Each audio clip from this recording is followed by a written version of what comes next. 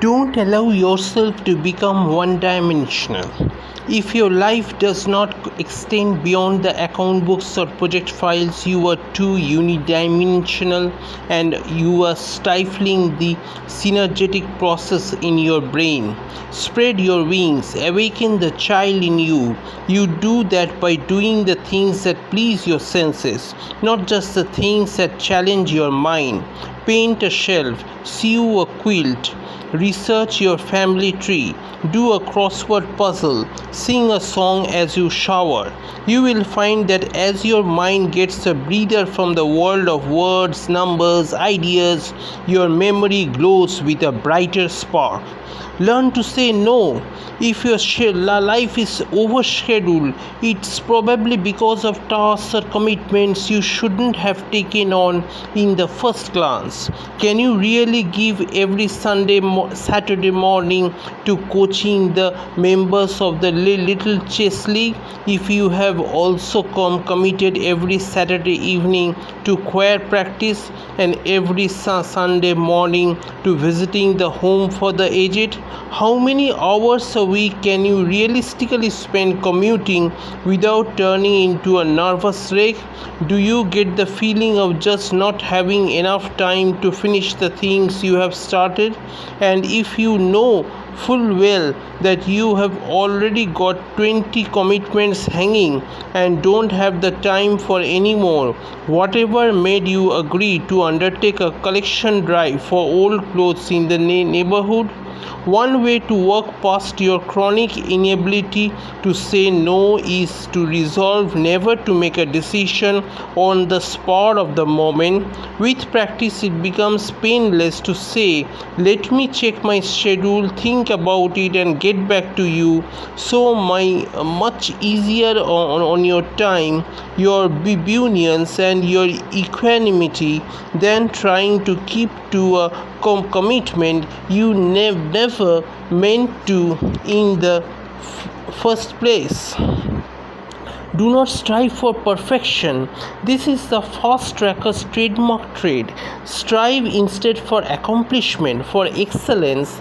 Leave perfection to those superheroes whose work you have been doing all this while. A perfect example of the obsessive perfectionist is the housewife who works herself to the bone trying to maintain a perfectly clean house. Not a speck of lint or more of dust must be allowed to mar the antiseptic cleanliness of her dwelling. Such a homemaker generally has no time for recreation or relaxation. Unfortunately, she is also the one who almost inevitably ends up with not just fragile nerves but also snappish temper and repeated disconcerting episodes of absent-mindedness. Delegate. Do you faithfully keep the 11th commandment, "Thou shalt do it all thyself"? Control freaks have a problem delegating tasks since they are trapped by their own conviction that no one else can do a job as thoroughly well as they can. But you will find, probably to your surprise, that if you delegate jobs and responsibilities, they do get successfully done.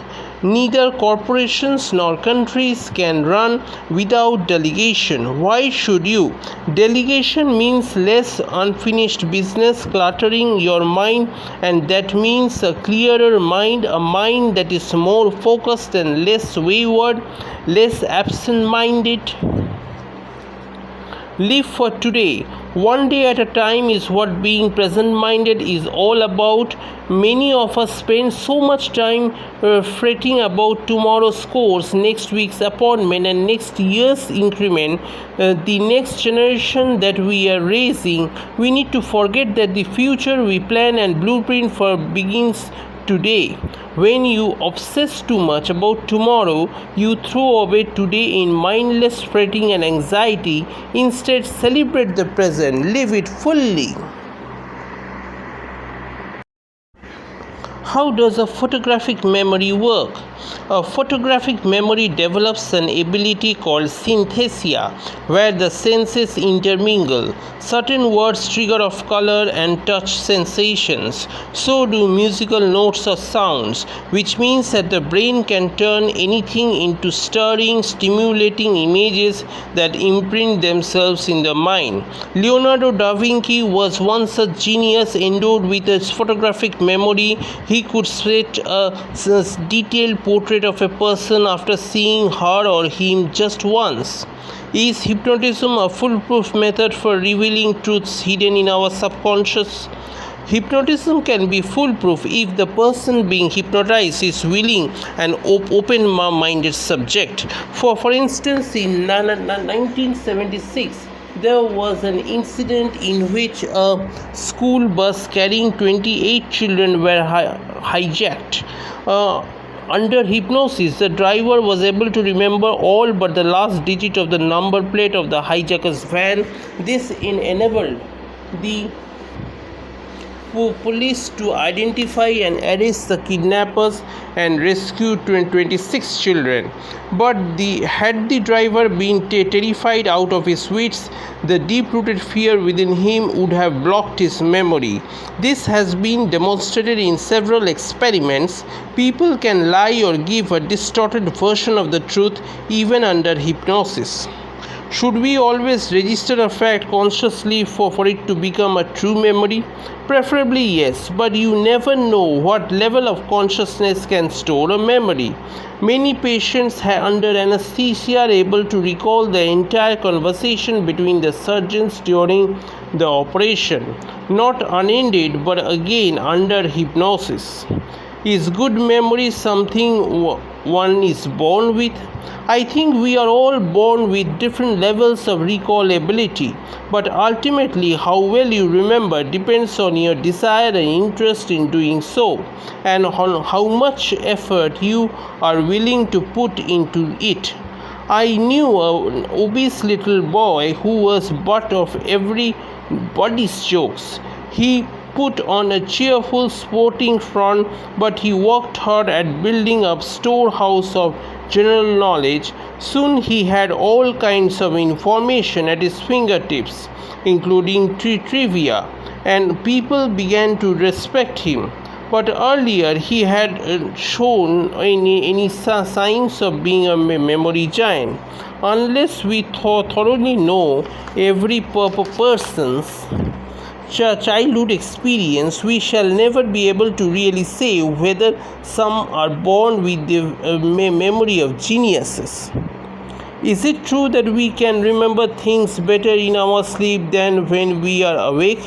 Though I do recommend sleeping over a problem to allow solutions to come through, I think staying awake is still the best way to remember something. No scientific research has yet shown that you can remember anything when you are in deep sleep. In deep sleep, perhaps that's the premise on which subliminal tapes work, but the last word on which these tapes is yet to be said. Why is it that older people can remember the childhood or youth so vividly? Can't recall what they did last week. Doesn't this indicate that short-term memory declines with age? This is the biggest memory truth I have ever come across. You will never find seniors who are working or otherwise engaged in an interesting occupation exhibiting a poor memory of a last week. It's a lonely world where very ones to whom last week is a dull and depressing as this week, who can't recall recent happenings. The staleness, dreariness is what leads them into wishful recollections of brighter, youthful days. It's as if they are retrying desperately to forget the boredom of their present life. What about Alzheimer's disease? Doesn't that prove that memory deteriorate with age? If they are so, people who live to a ripe old age would be struck by Alzheimer's, but this happens is not that a deteriorating memory bring on Alzheimer, but that Alzheimer's affects the memory. Scientists know that Alzheimer is a specific organ condition that develops only in human brains. It destroys brain cells and blocks communication between between cells. In the process, in slowly but relentlessly erases a lifetime of memories. What brings it on and what makes some people vulnerable are only two of the